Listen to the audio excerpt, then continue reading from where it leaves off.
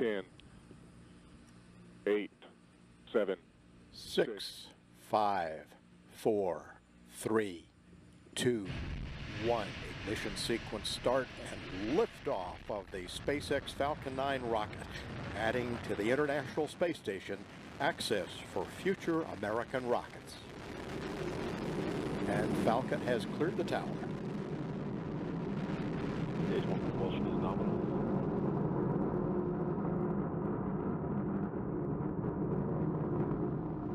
Vehicles programming downrange.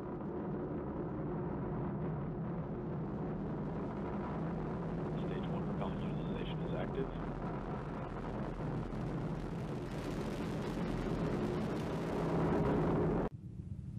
Altitude 32 kilometers, speed 1 kilometer per second, downrange distance 13 kilometers.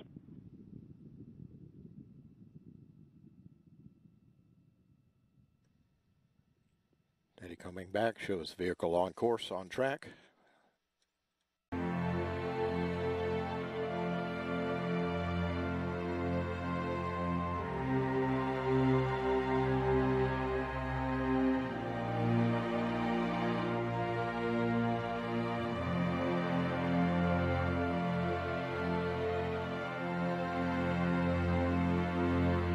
Como já explicado em vídeo anterior, a Antártida foi fechada para explorações independentes, através do Tratado Antártico, que se deu em 1º de dezembro de 1959.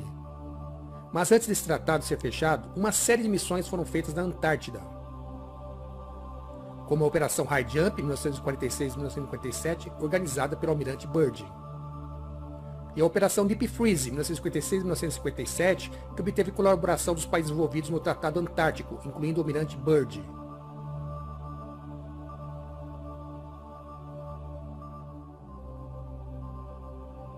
Toda essa movimentação na Antártida resultou em ações estranhas e no mínimo suspeitas com relação aos países envolvidos.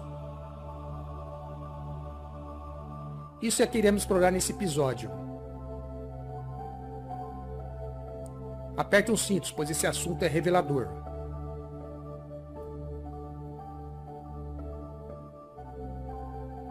O Almirante Byrd foi na Operação High Jump de 1956 até 1947. E na Operação Deep Freeze em 1955 até 1956. Então ele morreu em 11 de março de 1957. Então, o Tratado Antártida toma lugar pouco tempo depois da morte dele, o Almirante Byrd. Você vê que o tratado foi aberto aos signatários em 1º de dezembro de 1959 e oficialmente entrou em ação em 23 de junho de 1961. Enquanto isso, vamos colocar uma cronologia aqui. Temos a Operação High Jump de 1946 a 1947, Operação Deep Freeze de 1955 a 1956, ele morre em 1957, a NASA é criada em 1958. Então, depois da Operação Deep Freeze, e seja lá qual foi a doideira que aconteceu lá, Byrd saiu de lá, deixou a Antártida, e o Tratado Antártico é formado. E é colocado em ação em 1961. Os signatários originais foram os 12 países ativos na Antártica. Durante o Ano Internacional da Geofísica, de 1957 a 1958, os 12 países que tiveram interesses significantes na Antártica na época foram Argentina, Austrália, Bélgica, Chile, França, Japão, Nova Zelândia, Noruega, África do Sul, União Soviética, Reino Unido e, claro, os Estados Unidos. Esses países estabeleceram mais de 50 estações antárticas para o Ano Internacional da Geofísica. O tratado foi uma expressão diplomática da cooperação operacional e científica, que foi alcançada no gelo. Alguma coisa aconteceu lá depois da Operação Deep Freeze e, presumidamente, no tempo que o Almirante Byrd morreu. Então, todas essas nações, como falamos aqui, eles saíram de lá e voltaram e assinaram esse Tratado Antártico. E ao mesmo tempo a NASA é formada. E, imediatamente, os Estados Unidos e a Rússia começaram a lançar bombas nucleares de altitude elevada na atmosfera. Agora, eu entendo por que as pessoas têm colocado como conspiração esse ponto. Porque, se eles tentam evitar a conspiração, eles não estão ajudando com esses nomes. Como eu disse antes, vou dizer novamente. Temos a Operação High Jump e a Operação Deep Freeze. A NASA é formada, eles assinam o Tratado Antártico. Então você vê os testes de bombas nucleares de altitude elevada, que eles começam... aqui eu vou ler a Operação Dominique. Aqui. A Operação Dominique foi uma série de 31 testes de explosões nucleares, com 38,1 megatons no total produzidos, conduzidos pelos Estados Unidos no Oceano Pacífico. Essas séries de testes foram agendadas rapidamente, a fim de responder de certo modo ao recomeço dos soviéticos, que testaram depois do implícito moratório em 1958 a 1961. A maior parte desses lançamentos foram conduzidos com bombas de queda livre, lançados em aviões bombardeiros B-52. 20 desses lançamentos foram para testar novos projetos de armas, 6 para testar o efeito delas, e vários lançamentos para confirmar a segurança dessas armas. O míssil Thor foi também usado para carregar ogivas no espaço, para conduzir testes de explosões nucleares em altitudes elevadas. Esses lançamentos foram chamados de Operação Fishball, Aquário. A Operação Dominique ocorreu durante o período de alta tensão na Guerra Fria, entre Estados Unidos e a União Soviética, desde a invasão da Baía dos Porcos em Cuba. Ter ocorrido não muito antes, Nikita Khrushchev anunciou o fim dos 3 anos de moratório dos testes nucleares, em 30 de agosto de 1961. Os testes soviéticos começaram em 1º de setembro, iniciando uma série de testes que incluíam a detonação da bomba Tsar. O presidente John Kennedy respondeu autorizando a Operação Dominique, que foi o maior programa de testes de armas nucleares já conduzido pelos Estados Unidos, e a última série de testes atmosféricos conduzidos pelos Estados Unidos. Como o Tratado de Banimento de Testes Limitados foram assinados em Moscou no ano seguinte. Agora confira isso aqui. Você clica na Operação Fishball. Aprendemos sobre a Operação Fishball aqui. Foi uma série de testes nucleares de altitude elevada em 1962, que foram conduzidos pelos Estados Unidos como parte do maior programa de testes nucleares. Os testes nucleares da Operação Fishball foram originalmente planejados para se completar durante a primeira metade de 1962, com 3 testes chamados Bluegill, Starfish e Urraca. A primeira tentativa do teste foi atrasada até junho. O planejamento para a Operação Fishball, assim como muitos outros testes nucleares na região, começaram rapidamente em resposta ao repetido posicionamento soviético, em 30 de agosto de 1961, de que eles estavam terminando os 3 anos de moratória dos testes nucleares. O rápido planejamento de operações muito complexas necessitavam muitas mudanças, conforme o projeto progredia. Todos os testes foram para serem lançados em mísseis da ilha Johnston, no Oceano Pacífico, ao norte do Equador. A ilha de Johnston já havia sido estabelecida como plataforma de lançamento para os testes nucleares de altitude elevada americanos, ao invés de outras locações no Oceano Pacífico.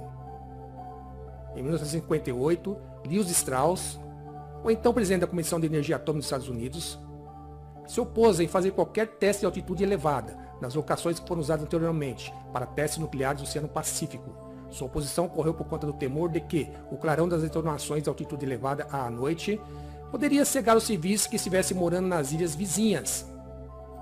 A ilha de Johnston já foi uma locação potencial, mais distante das áreas povoadas do que qualquer outra locação potencial de testes, de modo a proteger os residentes nas ilhas do Havaí da cegueira pelo clarão, ou lesões permanentes na retina pelo flash brilhante nuclear.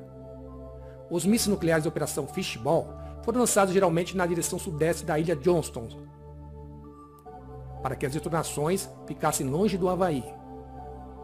O Urraca estava para ser um teste de 1 megaton produzido a altitudes muito elevadas, acima de 1.000 quilômetros. O propósito desse Urraca sempre foi controverso, especialmente depois do dano causado em satélites pela detonação do Starfish Prime, como descrito abaixo. O Urraca foi finalmente cancelado em uma extensiva revelação da Operação Fishball. Foi feita durante uma pausa das operações por 82 dias, depois do desastre da Bluegill Prime, de 25 de julho de 1962, como descrito abaixo.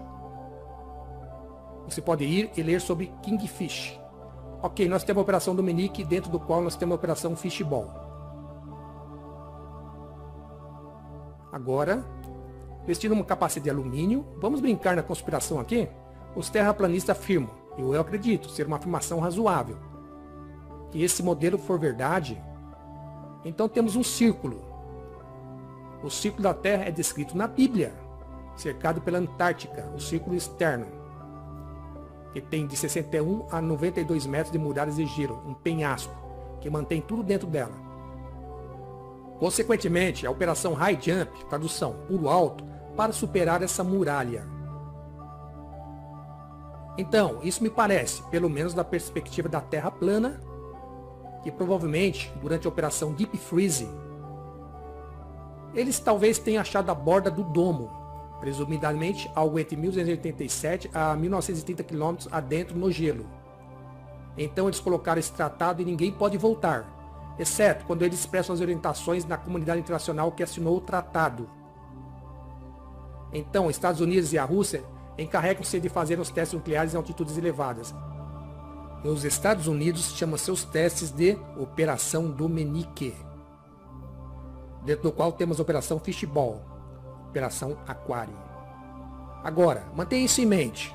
Isso tudo está acontecendo quando você vê o registro da Operação Dominique. Você vê datas diferentes, onde em 1962, estamos falando de 1962 em maio. Vemos todas essas bombas disparadas, 25 de abril de 1962, 27 de abril, 2, 4, 6, 8 e 9 de maio, 11, 12, 14, 19 de maio. Etc, etc, etc. Isso tudo antes do presidente Kennedy falar num discurso sobre o espaço. Eu acredito que muita gente não percebeu que a nossa primeira parada tentativa não foi a Lua. Mesmo antes da tentativa da ida à Lua, eles já estavam enviando sondas e de repente, depois disso tudo, mantenha isso em mente. Operação High Jump, Operação Deep Freeze, Almirante Byrd morre, a NASA é fundada. O Tratado Antártico é assinado, Operação Dominique e Fishball, surte efeito. E se você notar no discurso do presidente Kennedy, ele está falando que eles já possuem sondas indo para Vênus. And now, if America's new spacecraft succeeds in reaching Venus, we will have literally reached the stars before midnight tonight. Espera aí.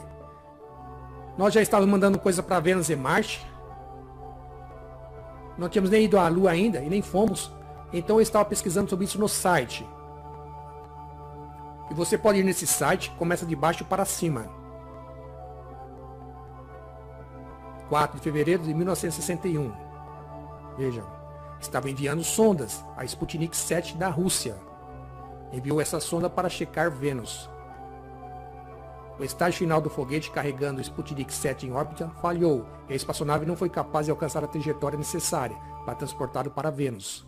Temos a sonda Venera 1. A Rússia enviou outra sonda em 12 de fevereiro de 1961 e perderam a comunicação enquanto estava a caminho de Vênus. Então, a NASA enviou a Mariner 1 em 22 de julho de 1962. Agora, isso ocorre em meio às operações Dominique e Fishball. Eles enviaram uma sonda que iria checar Vênus. O foguete saiu do curso e foi destruído por controladores da Terra. Então a Rússia enviou outra sonda, a Sputnik 19, em 25 de agosto de 1962. A espaçonave entrou em órbita na Terra, mas os foguetes do último estágio falharam. A Sputnik 19 não foi capaz de alcançar sua trajetória para Vênus. Ela se reentrou na atmosfera da Terra 3 dias depois. E na NASA, em 27 de agosto de 1962, essa é a sonda Mariner 2. Foi a primeira espaçonave que com sucesso voou por Vênus, uma altitude de 34.773 km. A espaçonave descobriu temperaturas e blá blá blá blá. Então isso aconteceu durante o período de tempo entre 27 de agosto de 1962 até 14 de dezembro de 1962, onde tivemos o presidente Kennedy em discurso, em 12 de setembro de 1962. É sobre isso que se refere esse site. Temos bastante coisa aqui fora. E você pode ler sobre os outros. Checar Vênus, acredito ter Mercúrio também. E as tentativas de enviar sondas a Marte. Isso tudo antes de querer ir à Lua. Então, isso me parece que o que quer que tenha acontecido na Antártida.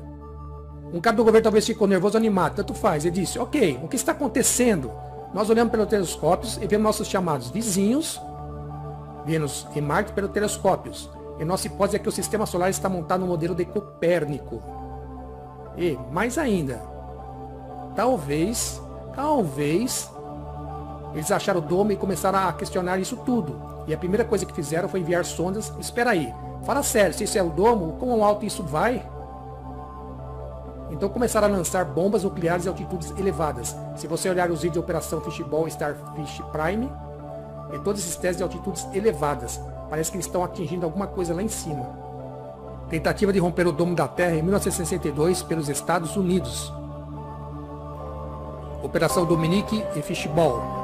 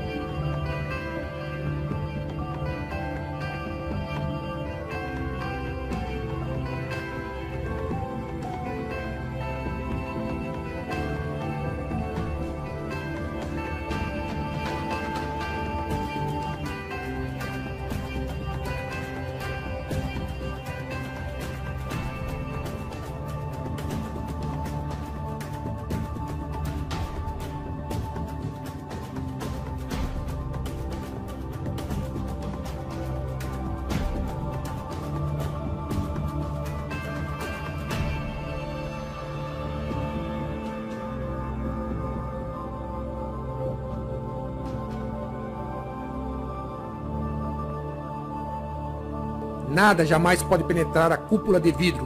Dr. John Mack, Departamento de Defesa. Para acompanhar o que está acontecendo lá. Então, eu fui a Lubbock. Fui fazer uma conferência lá. Na igreja de Jerry, do pastor Dan. E falávamos sobre isso e sobre a Terra plana.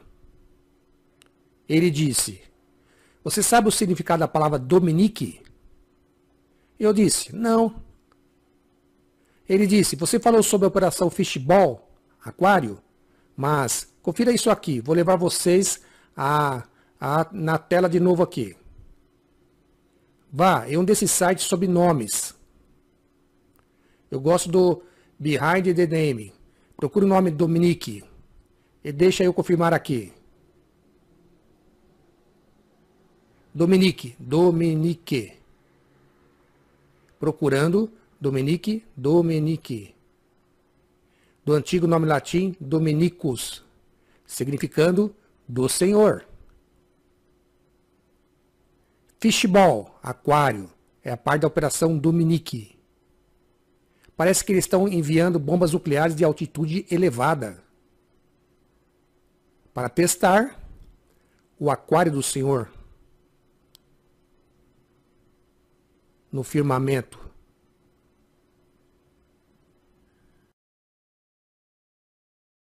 Muitos não sabem, mas um dos principais engenheiros da NASA na época da corrida espacial foi Wernher von Braun. Foi um engenheiro alemão e uma das figuras principais do desenvolvimento dos foguetes V2 na Alemanha nazista, na qual foi membro do Partido Nazista e da SS. Em 20 de junho de 1945, o secretário de Estado dos Estados Unidos aprovou a transferência de von Braun e seus especialistas para a América. Criaram históricos falsos e excluíram qualquer registro de envolvimento com o Partido Nazista, concedendo a eles total liberdade para trabalhar nos Estados Unidos, onde a NASA foi uma das figuras principais no desenvolvimento do foguete Saturno V,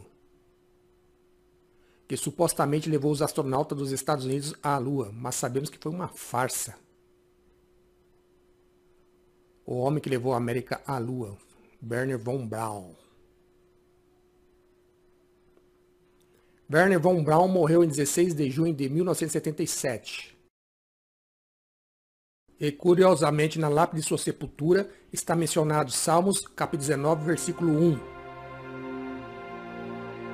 Os céus declaram a glória de Deus e o firmamento anuncia a obra das suas mãos. Ele deu glória a Deus porque conheceu a verdade. A terra é plana e possui um domo.